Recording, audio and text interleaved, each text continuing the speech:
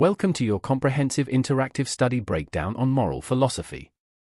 Today we will explore the three titans of ethical theory: utilitarianism, which focuses on consequences; Kantian Deontology, which emphasizes duty; and virtue ethics, which centers on character.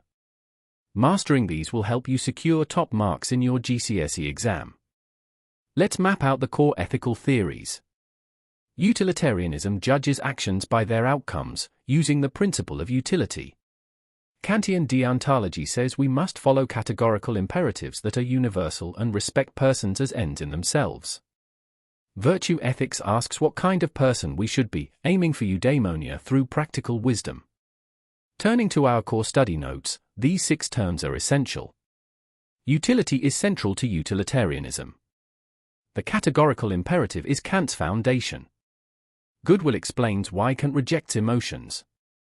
Eudaimonia is the telos of virtue ethics. Phronesis helps find the mean. Hedonic calculus quantifies pleasure. Let's apply each theory to a classic dilemma: stealing a drug to save a life.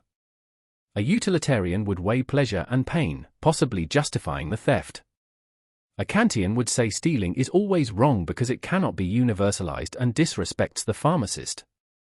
A virtue ethicist would consider what a compassionate and honest person would do, seeking a middle ground.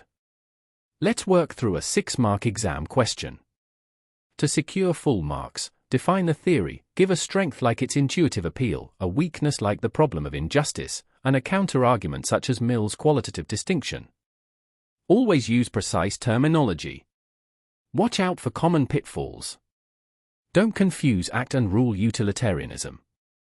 Always reference both formulations of the categorical imperative. Remember that eudaimonia is about flourishing, not just happiness. And define every key term explicitly to show the examiner you know your stuff. To wrap up, remember the 3 titans: utilitarianism focuses on consequences, Kantian deontology on duty, and virtue ethics on character. Know the key terms, apply them to dilemmas, and always evaluate.